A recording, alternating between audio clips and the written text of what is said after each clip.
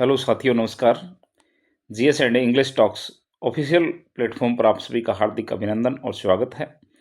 एक बार फिर हम हाजिर हैं अपनी सीरीज पीसीएस बॉन्ड 2026 को लेकर के। देखिए, हम 100 टॉपिक्स की एक सीरीज आगे बढ़ा रहे हैं और आपसे हमने ये वादा कर रखा है कि 100 टॉपिक्स पूरे जीएस के आपको ऐसे कंपाइल करके हम देने जा रहे हैं। इसके बाद जो है आपको किसी प्रकार के सोर्स की ज़रूरत नहीं होगी, चाहे वो पीटी की बात हो चाहे मेंस की। मेंस के क्वेश्चंस का कंटेंट भी आपको यहीं से मिलेगा, फैक्ट आपको मिलते जा रहे हैं। तो चलिएगा, एक वीडियो हमारी आ चुकी है पार्ट 1 सिंधु घाटी सभ्यता को लेकर के। आज हम अगला पार्ट करेंगे। सबसे पहले हम देखेंगे कि हमने क्या क्या कर लिया है। वीडियो पर आगे बढ़ने से पहले आपसे हमेशा की तरह रिक्वेस्ट कि प्लीज़ चैनल को सब्सक्राइब करके ही आगे बढ़ें, वीडियो को लाइक और शेयर कर दें, बेल आइकन दबा लें। चलिए, सिंधु घाटी सभ्यता के अंदर अब तक की बातचीत हमारी रही है, हमने सामान्य परिचय को कर लिया है। उसके बाद हमने नगर निर्माण की जो योजना है सिंधु घाटी सभ्यता को लेकर के उसकी बातचीत की। प्रमुख स्थल सारे हम देख चुके हैं, कहाँ से क्या मिला है, सारी बातें हो चुकी हैं। आज हम लिपि, मुहर और मणिमूर्तियाँ यहाँ से स्टार्ट करके फिर देखेंगे सिंधु घाटी सभ्यता का राजनीतिक जीवन किस प्रकार का था, सामाजिक जीवन किस प्रकार का था, आर्थिक जीवन किस प्रकार का था, और आर्थिक जीवन के साथ साथ जो है हम पतन के कारण भी देखेंगे कि क्या कारण रहे कि इतनी बड़ी सभ्यता एकदम से जो है वो पतनोन्मुख हो गई, पतन की तरफ चली गई। तो उसके बाद जो है लास्ट में देखेंगे सिंधु घाटी सभ्यता की देन या वर्तमान में क्या कुछ प्रासंगिकता है। इन सभी बातों पर जो है हमारा ध्यान आज रहेगा। तो आप जो है हमारे साथ बने रहिएगा। एक एक फैक्ट आपके लिए एग्जाम की दृष्टि से बहुत महत्वपूर्ण और इम्पोर्टेंट रहने वाला है। सबसे पहले आज हम डिस्कस करने वाले हैं आप सबके बीच में लिपि, मुहर और मणिमूर्तियाँ। तो चलिएगा, बिना किसी देरी के सबसे पहले बातचीत में आपके सामने हम रख रहे हैं कि हड़प्पा जो लिपि थी उसके अंदर 64 जो है मूल चिन्ह थे। ये बात जो है आपके लिए, और सिलखड़ी की जो है ये मुहर बनी हुई होती थी। सिलखड़ी से बनी हुई मोहरें, उसमें 64 जो है चिन्ह होते थे। तो ये बात आप याद रखेंगे। उसके बाद इस लिपि का सबसे पुराना नमूना जो है 1853 ईस्वी में मिला है और 1923 ईस्वी तक यानी कि 1923 तक पूरी लिपि प्रकाश में आ गई, लेकिन अभी तक इसको पढ़ा नहीं गया है, पढ़ी नहीं जा सकी है अभी तक।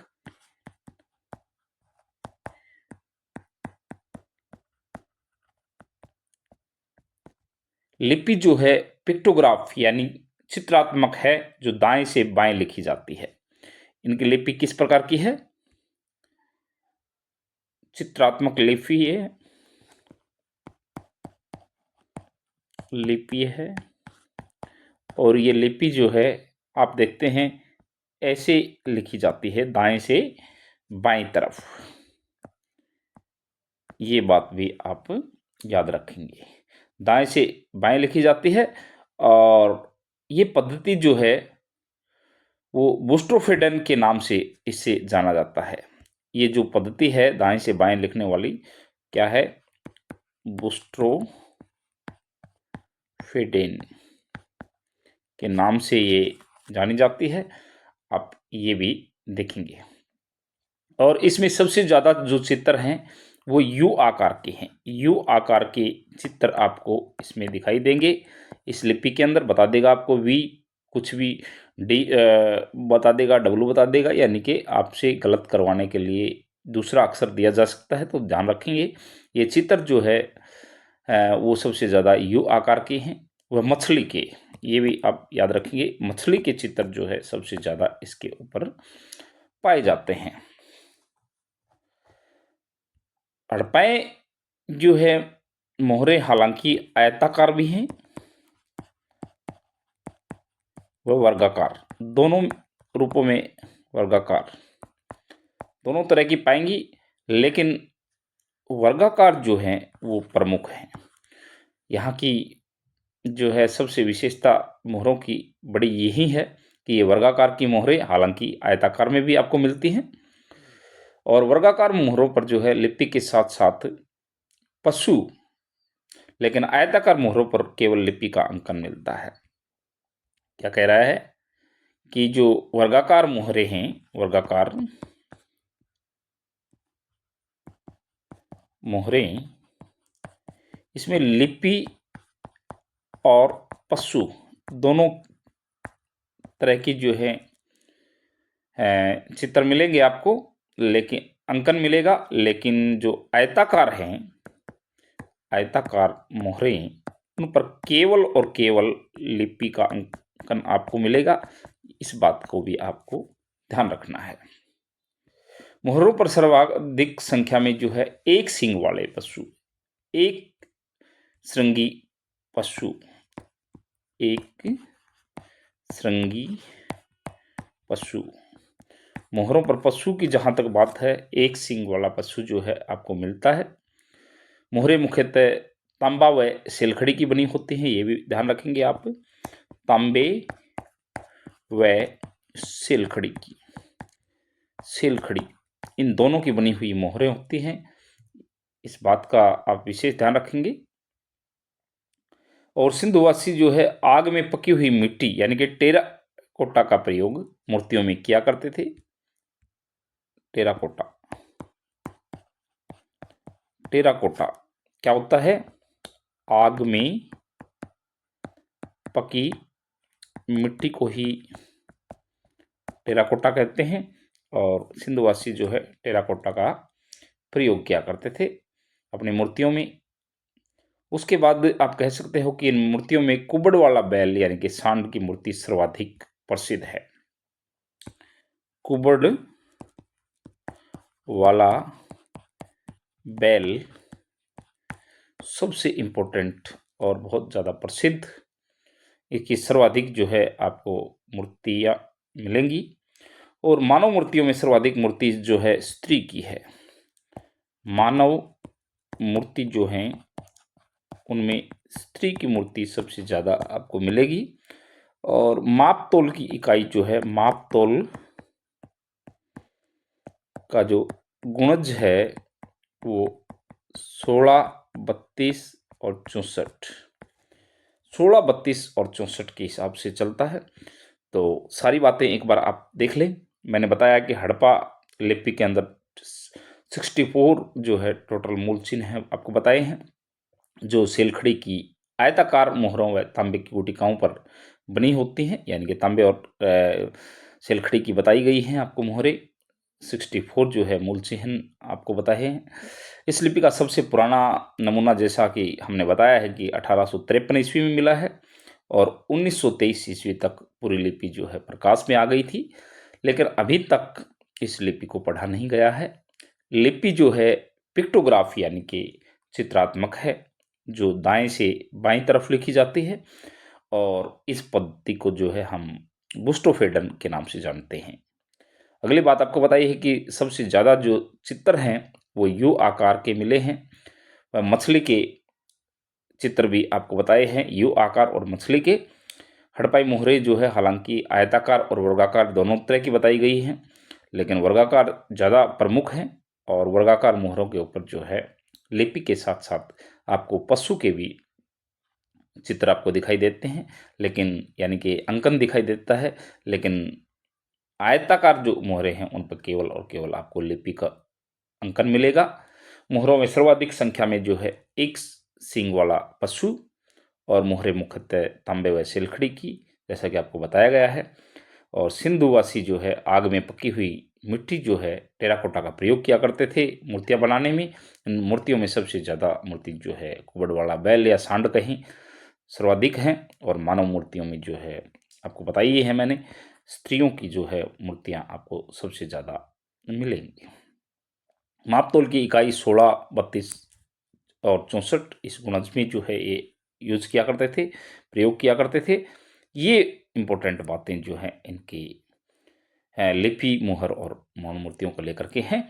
उसके बाद हम आगे बढ़ते हैं और देखते हैं राजनीतिक जीवन किस प्रकार का राजनीतिक जीवन था, प्रशासनिक जीवन किस प्रकार का था, कैसे जो है ये अपनी सरकार चलाया करते थे, या फिर यूं कहिएगा कि प्रशासनिक कार्य किस तरह से आगे बढ़ते थे, वो सारी बातचीत हम करेंगे। हालांकि कोई ज़्यादा जो है सिम्टम्स हमें इस तरह के दिखाई देते नहीं हैं, लेकिन फिर भी हम जो कुछ भी अवेलेबल है वो सारी बातें हम देखेंगे।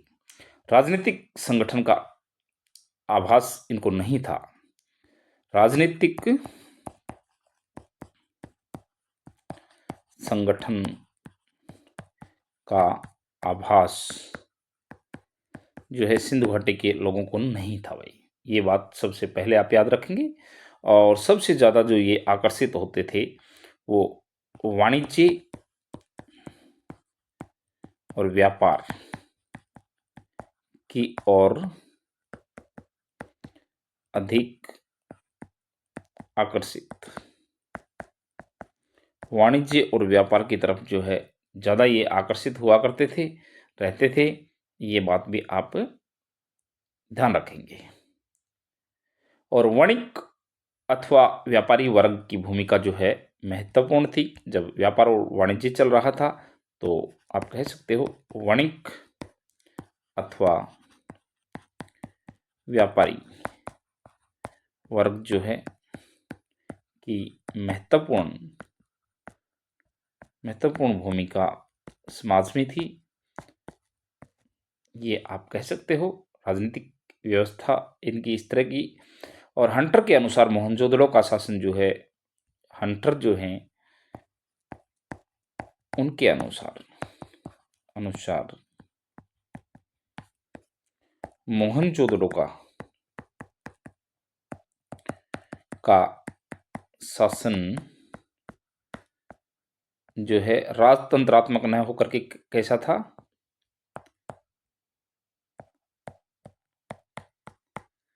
जनतंत्रात्मक था। राजतंत्रात्मक न होकर के, और इनका यहाँ मोहनजोदड़ो के अंदर शासन जो है वो जनतंत्रात्मक यानी कि जनता के हाथों में था।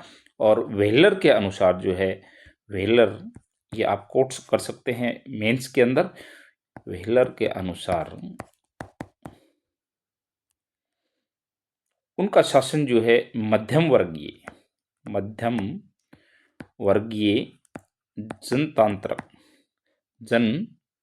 जनतंत्रात्मक, जिसमें धर्म की महत्ता थी। ये आप इंपॉर्टेंट बात देख पा रहे हैं। इनका शासन जो है मध्यम वर्गीय जनतंत्रात्मक था जिसमें धर्म की महत्ता थी। और आगे ये कह रहा है कि योद्धा, व्यापारी तथा श्रमिक वर्ग में विभाजित, इसको थोड़ा है ऐसे देखेंगे, योद्धा, व्यापारी तथा श्रमिक वर्ग में ये विभाजित थे। योद्धा, व्यापारी और श्रमिक वर्ग में ये विभाजित थे, यूं कहेंगे अलग अलग वर्ग इनके थे।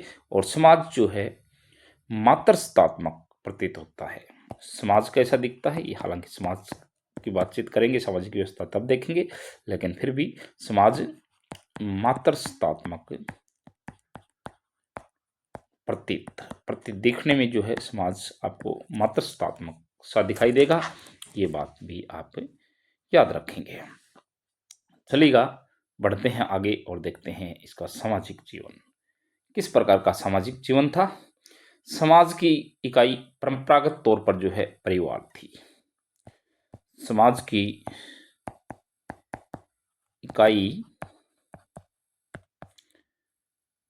क्या थी? परंपरागत तौर पर परिवार हुआ करती थी समाज की इकाई।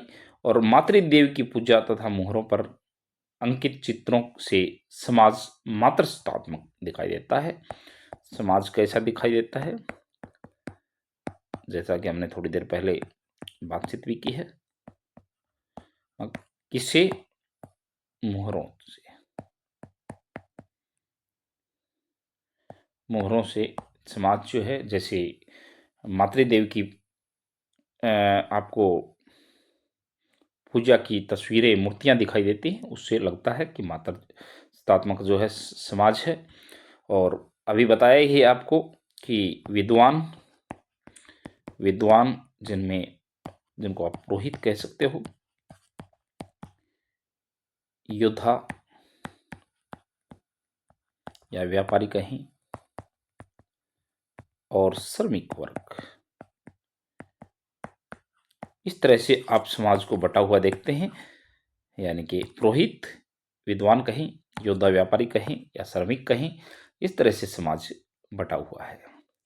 और यदि आवासों की संरचना की बातचीत हम करें, आवासों की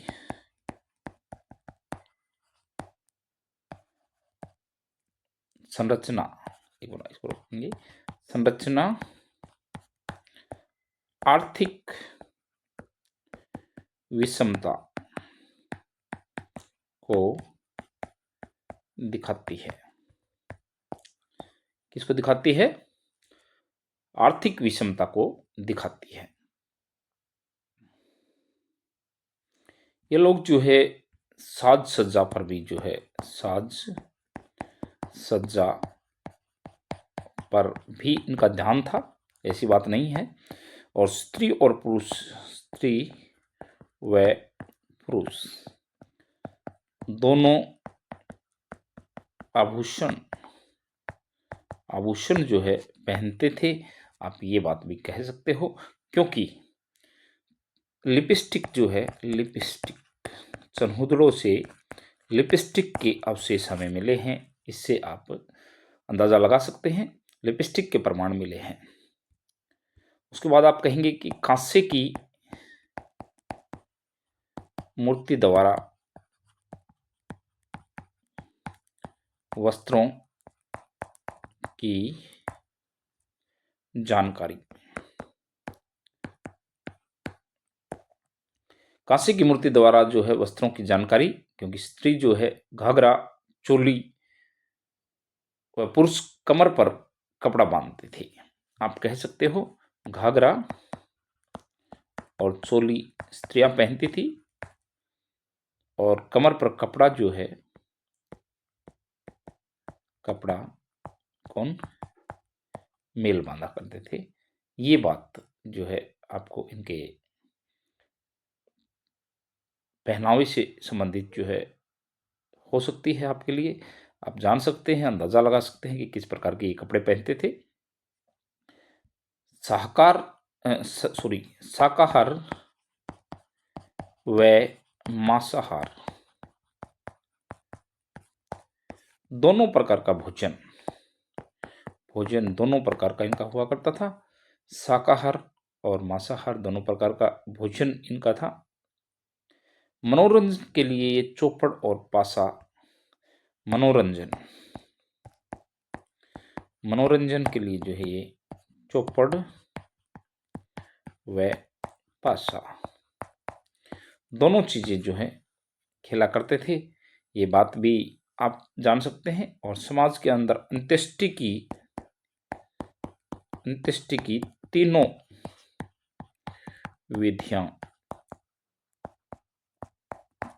विधियां थी। अंत्येष्टि की तीनों विधियां जो है आप कह सकते हो। और युद्ध प्रिय कम थे और शांति प्रिय ज्यादा। युद्ध प्रिय कम व शांति प्रिय ज्यादा थे सिंधु घाटी सभ्यता के लोग। और व्हीलर के अनुसार श्रमिकों की स्थिति के आधार पर दास प्रथा स्वीकार, यानी कि दास प्रथा यहां थी। व्हीलर के अनुसार लोथल से जो है युग्मित समाधान सती प्रथा का प्रतीक है। युग्मित, यह हमने पहले भी देखा है, युग्मित समाधान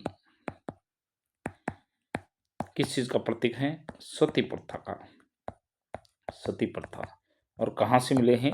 लोथल से, यानी कि लोथल से युग्मित समाधान मिले हैं, जिससे पता चलता है कि जो है सती प्रथा की कुप्रथा भी एक प्रकार से अवेलेबल थी, मौजूद थी, उस समय प्रचलित थी। और एक जगह है कुरन, गुजरात से 2 स्टेडियम प्राप्त हुए हैं जो सामुदायिक कार्यक्रम के प्रतीक हैं। 2 स्टेडियम जो दिखाते हैं सामुदायिक जो है कार्यक्रम यहाँ हुआ करते थे। तो चलिएगा एक बार मैं फिर रिवाइज करवा दूं आपको। समाज की इकाई जो है परंपरागत तौर पर बताया ही है, परिवार है। मातृ देवी की ये पूजा किया करते थे। मोहरों पर अंकित चित्रों से समाज जो है मातृत्वात्मक दिखाई देता है।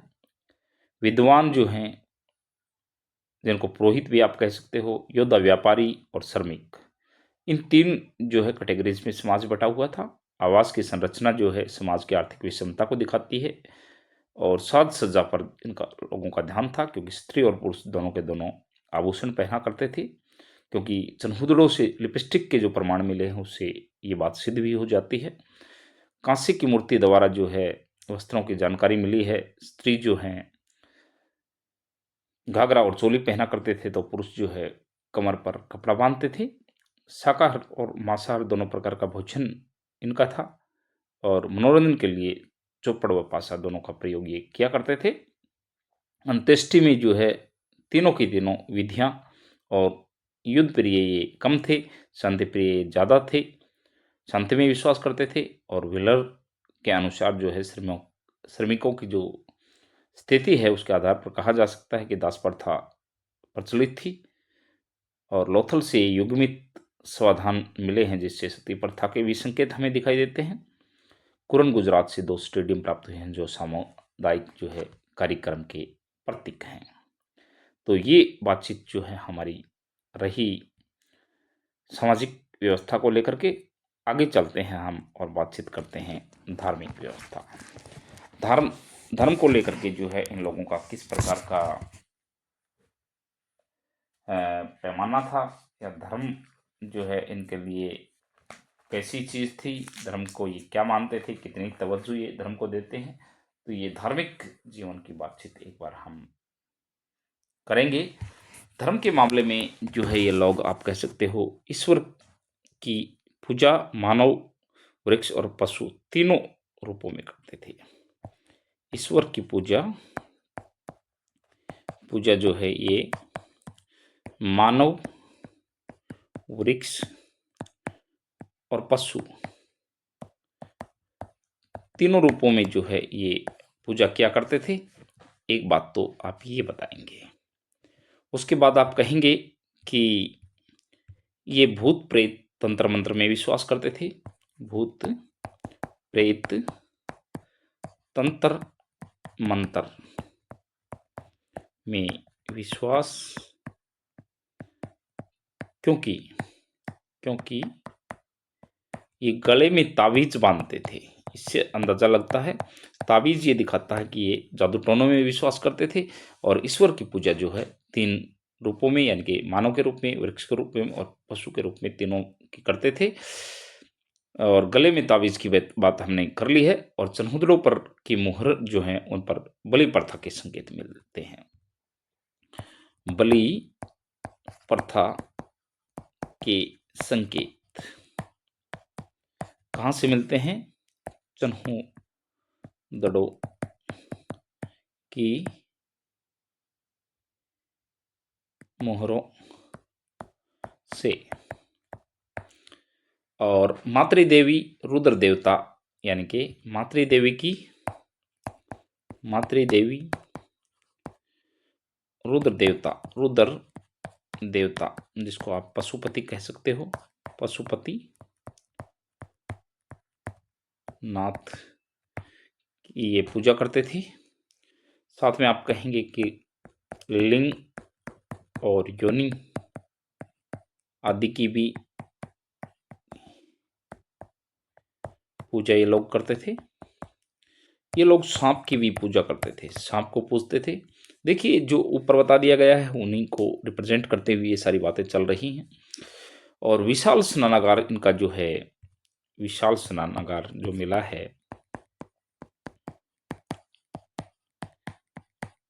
मोहनजोदड़ो से, उसमें धार्मिक अनुष्ठान के संकेत, यानी कि यहाँ धार्मिक अनुष्ठान होते होंगे, इस कारण से ये संकेत भी। कालीबंगा से जो है अग्निकुंड प्राप्त हुआ है। कालीबंगा से अग्निकुंड, कहाँ से? कुंड कालीबंगा से। ये भी आपको क्या दिखाता है कि धार्मिक स्थिति इन लोगों की कैसी रही होगी। और स्वास्तिक और चक्कर व क्रॉस, ये इस तरह के जो हैं सूर्य पूजा के भी संकेत, सूर्य ये चीजें दिखाती हैं, सूर्य पूजा के संकेत इससे मिलते हैं, अनुमान लगता है। और ये लोग जो है पुनर्जन्म में विश्वास करते हैं, पुनर्जन्म में विश्वास करने वाले लोग हैं ये। लेकिन इह लौकिक हैं, इह लौकिक व व्यवहारिक, यानी कि परलौकिक न होकर के यह लौकिक ज्यादा हैं, व्यवहारिक हैं। ये बात भी आप ध्यान रखेंगे। मूर्ति पूजा का आरंभ जो है यहीं से होता है। मूर्ति पूजा का आरंभ यहीं से होता है। अंत्येष्टि की तीनों विधियां हमने बताई दी। अंत्येष्टि की तीनों विधि यहीं आपको देखने को मिलती हैं। और मरण मूर्ति के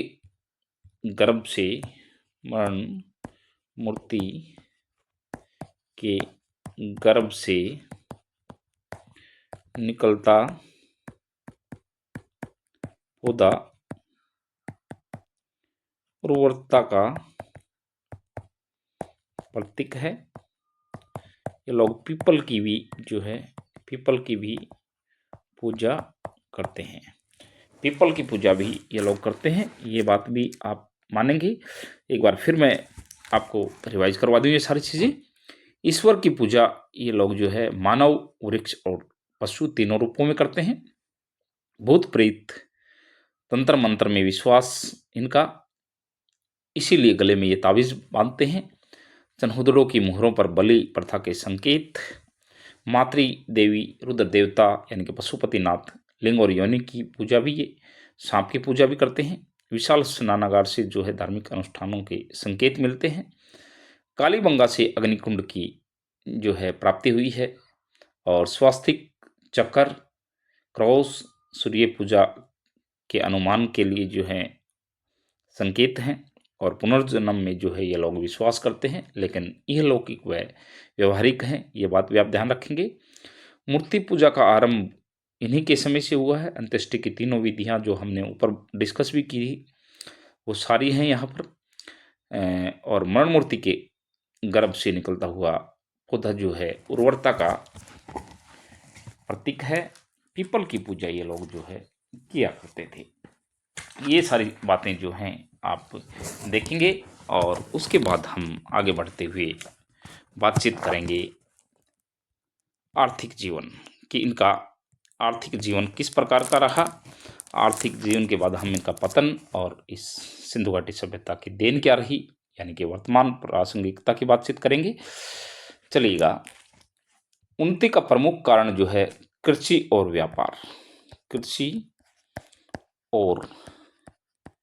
व्यापार, इनका मुख्य जो है वो रोजगार है, आप कह सकते हो। व्यापार न केवल भारत में बल्कि आप यहाँ कह सकते हो कि आंतरिक व बाह्य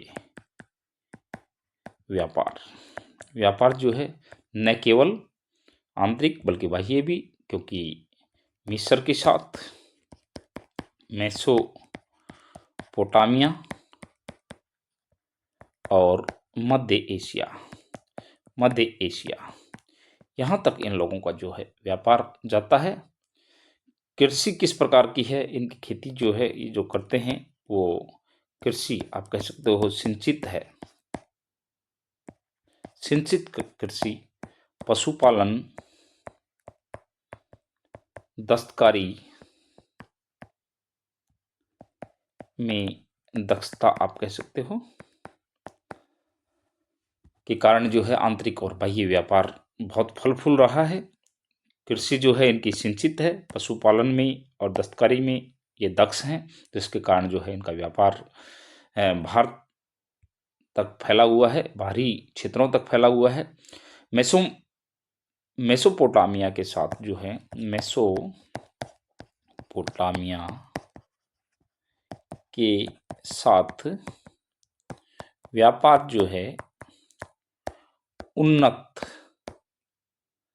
अवस्था में रहा इनका, ये बात भी आप कहेंगे, क्योंकि सुमेरिया के शासक सारगोन के काल की मिट्टी की पट्टिकाओं पर अंकित अभिलेखों से ज्ञात भी होता है कि मेसोपोटामिया के जो है मेलुहा जो सिंधु घाटी सभ्यता है उसके लिए यूज हुआ है। मेलुहा के साथ जो है मेसोपोटामिया का व्यापार चलता था। आप ये कहेंगे दोनों के बीच में कहाँ से ये बात हमें पता चलती है। आपको बताया है मैंने कि सुमेरिया का एक शासक है सारगोन सुमेरिया आप कह सकते हो। यहाँ शासक इनकी जो है अभिलेख हैं, उनके ऊपर के अभिलेखों से जो है लेखों में दिया गया है कि इनके मेलुहा के साथ जो है मेसोपोटामिया का व्यापार चला करता था। ये बात भी आप दिलमन भी एक जगह है, बहरीना में आप कह सकते हो, मगन है मकरान तट के पास में, इन सभी के साथ जो है ये व्यापार मेसोपोटामिया का चला करता था। सिंधु सभ्यता के प्रमुख बंदरगाह जो हैं, प्रमुख बंदरगाह की बात करें हम, बंदरगाह है तो उनमें आप कह सकते हो जो मुख्य बंदरगाह रहे हैं उनमें लोथल, रंगपुर, सुरकोटदा और प्रभास पाटन। लोथल, रंगपुर, सुरकोटदा और प्रभास पाटन जो है ये प्रमुख बंदरगाह इनके रहे हैं। और मापतोल की जो है इनकी जो प्रणाली थी वो दशमलव प्रणाली, माप की दशमलव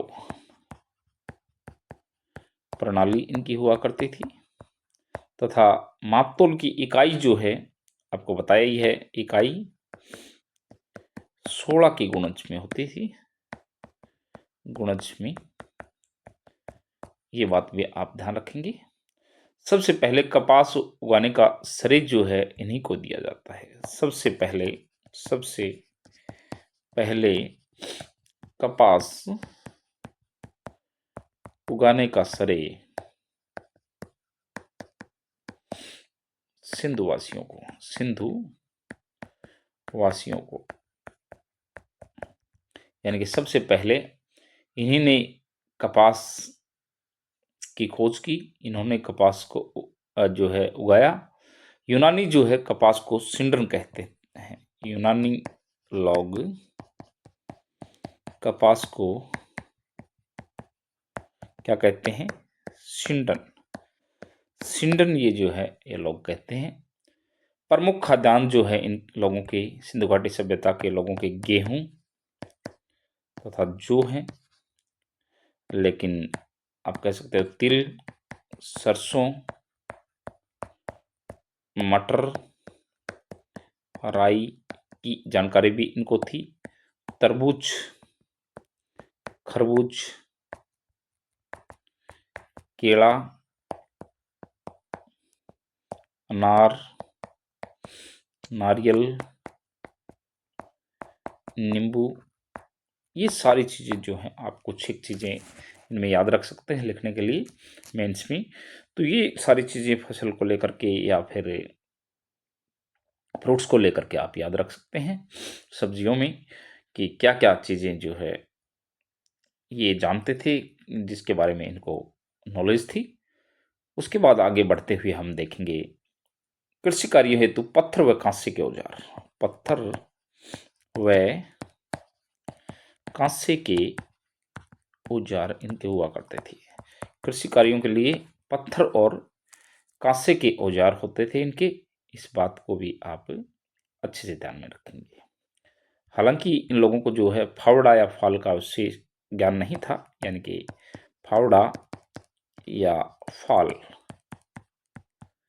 की जानकारी इनको नहीं थी। संभवतः लकड़ी के हल का प्रयोग, ये लकड़ी के हल का प्रयोग ये लोग किया करते थे। आर्थिक जो है स्थिति इन लोगों की हम कर रहे हैं, जिसके अंदर हम कृषि की बातचीत, व्यापार की बातचीत कर रहे हैं। उसके बाद आप पशुपालन को भी इसमें ले सकते हो। नगरों में कृषि पदार्थों की आपूर्ति ग्रामीण क्षेत्रों द्वारा ही होती थी। हालांकि नगरीय सभ्यता थी, आप जानते हैं, लेकिन फिर भी नगरों में कृषि पदार्थों की आपूर्ति जो है गांव से ही हुआ करती थी। ये बात भी आप ध्यान रखेंगे। अन्नागार नदियों के किनारे बनाए गए थे। अन्नागार जो है नदियों के किनारे बनाए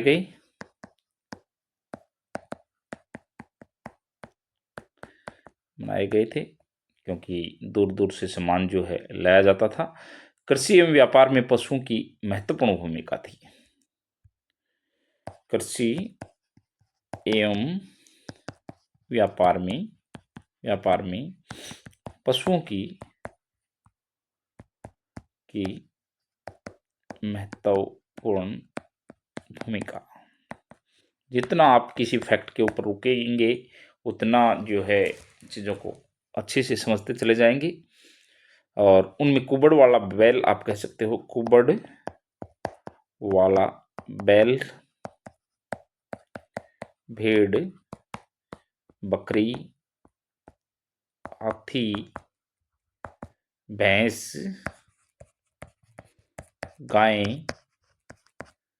गधे, सुअर, कुत्ते, ये चीजें जो है भैंस, गधा, सुअर, कुत्ते, ये गाय, कुबड़ वाला बैल, भेड़, बकरी, हाथी, ये सारी चीजें आप इस तरह की कोई विशेष बात नहीं है, याद रखेंगे। लेकिन फिर भी इनको आपसे फैक्ट बना करके पूछ सकता है फैक्ट के तौर पर कि इनको भेड़ की जो है जानकारी थी या नहीं थी। तो ऐसे में छोटी सी चीज़ भी जो है आपके लिए तकलीफ कर सकती है। गुजरात के निवासी जो है हाथी पालते थे, यहाँ कोई दूसरा स्टेट दे देगा। हाथी जो है गुजराती लोग गुजरात के लोग हाथी पालते थे, ये बात भी आप याद रखेंगे। गैंडे से भी ये लोग जो है परिचित थे। गैंडे से परिचित, हालांकि मोहरे प्रचलित हैं, लेकिन इनका विनिमय जो है नहीं हुआ करता था, ये बात आप मानेंगे। लेन देन के लिए जो है वस्तु विनिमय प्रणाली, लेन देन के लिए क्या था ये? वस्तु विनिमय प्रणाली। वस्तु के बदले वस्तु प्रणाली, वस्तु के बदले जो है वस्तु ली जाती थी, ये भी आप ध्यान रखेंगे। जल थल दोनों माध्यमों से व्यापार हुआ करता था। व्यापार जल व थल दोनों तरह से व्यापार हुआ करता था, जल और थल मार्ग से, दोनों से, ये बात आप ध्यान रखेंगे। लोथल से गोदीवाड़ा जो है प्राप्त हुआ है। गोदीवाड़ा कहाँ से? लोथल से। प्राप्त हुआ है। हालांकि सुरकोटड़ा से जो है घोड़े के अवशेष कहाँ से, सुरकोटदा, लेकिन अशोक केंद्रित नहीं थी, नहीं है ये सभ्यता। आप कह सकते हो अशोक केंद्रित नहीं है। नहर व नालों की परिपाटी भी नहीं थी, ये बात भी आप कहेंगे। नहर व नाले, इनकी परिपाटी नहीं है। हड़प्पावासी सोना, चांदी, तांबा, इन चीजों का जो है ये आयात किया करते थे। और कपास, अनाज, लकड़ी, हाथी दांत की वस्तुएं, इनका ये निर्यात किया करते थे। तो ध्यान रहे, सोना, चांदी, तांबा आयात करते थे, कपास, अनाज, लकड़ी का सामान, हाथी दांत की चीजें, ये जो है ये निर्यात किया करते थे।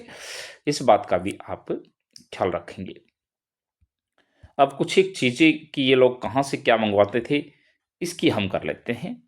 ये लोग जो है सोना जो मंगवाते थे, सोना जो आयातित वस्तुएं हम डिस्कस करेंगे, वो अफगानिस्तान, ईरान और दक्षिण भारत से, यानी कि अफगानिस्तान से, ईरान से और दक्षिण भारत से ये लोग जो है सोना मंगाया करते थे। और चांदी जो ये मंगाते थे वो ईरान और मेसोपोटामिया यहाँ से मंगाया करते थे। एक लाजवर्द की बात है, लाजवर्द मणि जो है ये बदख्शां से मंगाया करते थे। और टीन की यदि हम बात कर लें, टीन कहाँ से, तो ये ईरान और अफगानिस्तान से मंगाते थे। ये बात आप ध्यान रखेंगे। तांबे का ये आयात करते थे वो खेतड़ी जो राजस्थान में है, वहां से आप कहेंगे। ये लोग कीमती पत्थर भी मंगाते थे, कीमती पत्थर, ये बलूचिस्तान और राजस्थान से आप कहेंगे, बलूचिस्तान व राजस्थान। फिरोजा जो है ये फिरोजा ईरान से मंगाते थे। तो सेलखड़ी ध्यान रखेंगे आप, सेलखड़ी की मोहरें इनकी बनी हुई हैं, ईरान से मंगाते थे। सेलखड़ी इंपॉर्टेंट है काफ़ी। तो देखिएगा एक बार फिर मैं आपको बता दूं, आपको सोना अफगानिस्तान, ईरान व दक्षिण भारत से, चांदी जो है ईरान व मेसोपोटामिया से, टीन जो है ईरान अफगानिस्तान से, लाजवर्द ये बदख्शां से मंगाते थे, तांबा खेतड़ी राजस्थान से, कीमती पत्थर जो है ये बलूचिस्तान से मंगाया करते थे, फिरोजा ये ईरान से, और सिलखड़ी भी जो है आप कह सकते हो ये ईरान से मंगाते थे। तो इस प्रकार से इनका आर्थिक जीवन। अब इतनी बड़ी जो है ये सभ्यता और आखिरकार कैसे पतन की तरफ जा सकती है, इसके पतन के कारण हम डिस्कस करने वाले हैं अब, कि क्या क्या कारण रहे होंगे। अलग अलग व्यक्ति हैं, देखिए कोई एक कारण नहीं हो सकता इतनी बड़ी सभ्यता के पतन का। और ऐसे में आप अंदाज़ा लगा सकते हैं कि कैसे ये सभ्यता अपने आप में कह सकते हो कि इसका पतन हुआ होगा।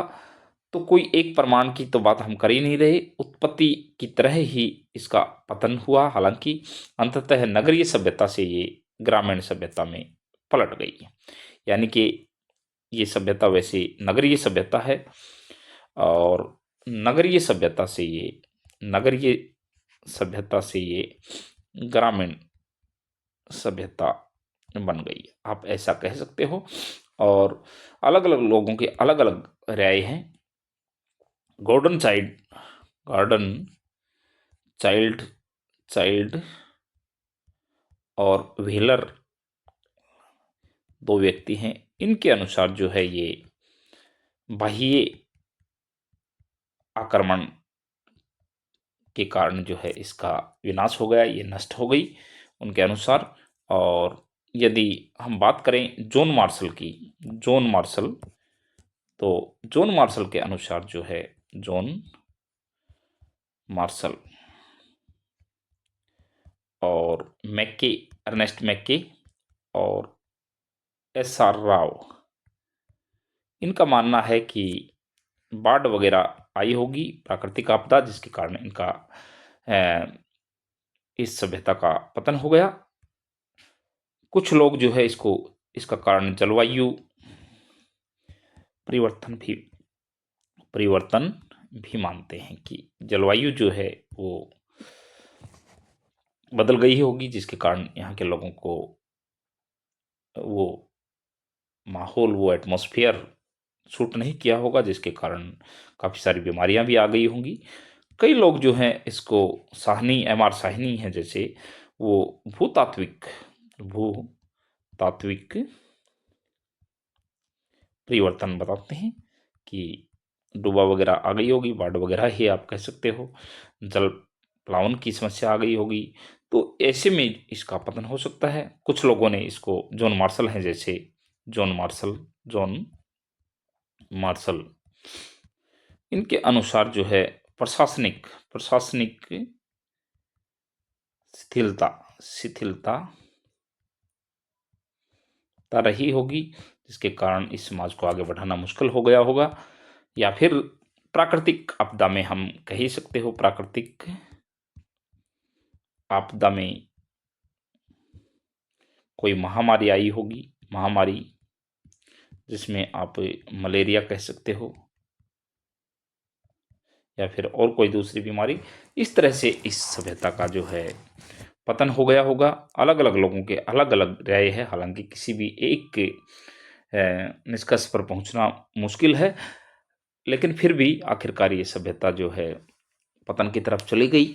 लेकिन आज इस सभ्यता का क्या रेलिवेंस है, क्या प्रासंगिकता है, क्या क्या जो है सिंधु घाटी सभ्यता से हम सीख ले सकते हैं, क्या जो है वहाँ जो सभ्यता थी आज भी किसी न किसी रूप में हमें दिखाई देती है। तो ये सारी बातें आज की इस आखिरी जो है टाइटल के साथ हम करने वाले हैं, सिंधु घाटी सभ्यता की जो है देन। देखिए, दशमलव पद्धति पर आधारित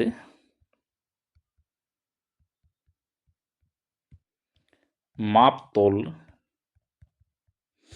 प्रणाली, दशमलव पद्धति पर आधारित जो माप तोल प्रणाली है, नंबर एक बात तो ये आज भी चल रही है। उसके बाद नगर नियोजन, आप जो मैप बनवाते हैं या जो मकान बनाते हैं, तो एक सिस्टम के तहत बना हुआ होता है सब कुछ। ये भी सिंधु घाटी सभ्यता से ही हमने सीखा है। सड़कें व नालियां, आज भी हम नालियों के, सड़कों के किनारे जो है नालियां बनाते हैं गांव में, वो भी जो है सिंधु घाटी सभ्यता से ही हमने सीखा है। और बहुदेववाद, काफ़ी सारे देवों की हम पूजा करते हैं। मातृ देवी की पूजा आज भी जारी है। तो आप इस तरह की, या प्रकृति पूजा आप कह सकते हो, प्रकृति पूजा, शिवलिंग की पूजा, तो ये सारी चीज़ें आज भी आप किसी न किसी रूप में देख पा रहे हैं। योग का महत्व भी आप देख रहे हैं, योग का महत्व ये भी सिंधु घाटी सभ्यता से ही हमने सीखा है। उसके बाद आपको और मैं क्या बताऊं, जल का धार्मिक महत्व कहाँ से आया है, धार्मिक महत्व ये भी सिंधु घाटी सभ्यता से हमने सीखा। उसके बाद स्वास्तिक, आज भी आप देखते हैं किसी शुभ काम में आप स्वास्तिक का प्रयोग करते हैं, गाड़ी लाते हैं तो उसके ऊपर सबसे पहले स्वास्तिक आप लगवाते हैं। ताबीज, तंत्र मंत्र, ये सारी चीज़ें सिंधु घाटी सभ्यता की ही परंपराएं किसी न किसी रूप में आगे बढ़ रही हैं। उसके बाद आप देख रहे हैं कि आभूषणों का आभूषणों का प्रयोग, क्योंकि सिंधु घाटी सभ्यता के लोग, हमने बताया आपको, साज सज्जा में विश्वास करते थे। पुरुष और महिला दोनों ही जो है एक प्रकार से प्रयोग किया करते थे। चमूदड़ों से लिपस्टिक के जो है हमें अवशेष मिले ही हैं। बहुफसल व्यवस्था, अलग अलग फसलें हम उगाते हैं, ये भी आप सिंधु घाटी सभ्यता से कह सकते हो, हमने सीखा है। इक्का गाड़ी, इक्का व बैलगाड़ी, ये चीज भी सिंधु घाटी सभ्यता से। यज्ञ की बात जहां तक है वो भी हमने सिंधु घाटी सभ्यता से सीखी है। और आंतरिक व बाह्य व्यापार, ये भी सिंधु घाटी सभ्यता से। और नगर, ये जीवन, जो नगर का जो जीवन कैसा होता है, तो वो सारी चीजें भी हमने सिंधु घाटी से सीखी हैं। तो देखिए हमने क्या क्या देख लिया है। दशमलव पद्धति की बातचीत हमने की है, जिसमें मापतोल की प्रणाली और नगर नियोजन, सड़कें व नालियां, बहुदेववाद, मातृदेवी की पूजा, प्रकृति में शिवलिंग की हमने पूजा जो है देखी, जो आज भी किसी न किसी रूप में विद्यमान है, प्रचलित है। योग का महत्व, जल का धार्मिक महत्व, स्वास्तिक, ताबीज, तंत्र मंत्र, आभूषणों का प्रयोग, बहुफसल व्यवस्था, इक्का गाड़ी, बैलगाड़ी, यज्ञ की बात करें, आंतरिक व बाह्य व्यापार की बातचीत करें या नगरीय जीवन की बातचीत करें, ये सारी बातचीत जो है हम कर चुके हैं। तो अपने आप में काफ़ी कंटेंट जो है हमने इस लेक्चर के अंदर सिंधु घाटी सभ्यता को लेकर के किया है। लगभग एक एक घंटे की आपकी दो ये वीडियोस हैं, दो पार्ट हैं आपके, और इनमें आप देख सकते हैं कि किस तरह से कंटेंट को समाहित करते हुए, किसी भी चीज़ को न छोड़ते हुए आप तक हमने पहुंचा दिया है चीज़ों को। आप इस चीज़ को बार बार जो है स्क्रीन के ऊपर नज़र गाड़ते हुए, लगाते हुए, और हर एक फैक्ट को, हर एक कंसेप्ट को इस तरह से देख सकते हैं।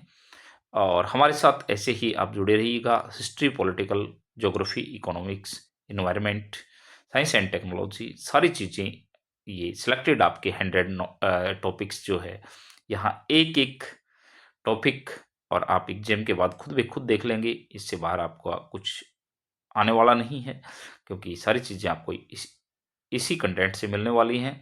तो आप चीज़ों को बार बार मल्टीपल रिवीजन करते रहिएगा। और चलिए मिलते हैं नई वीडियो में किसी नए टॉपिक के साथ। तब तक आप जो है रिवीजन करते रहिएगा और अपनी तैयारी को इसी तरह से आगे बढ़ाते रहिएगा। इसी के साथ thank you very much. Thank you all of you.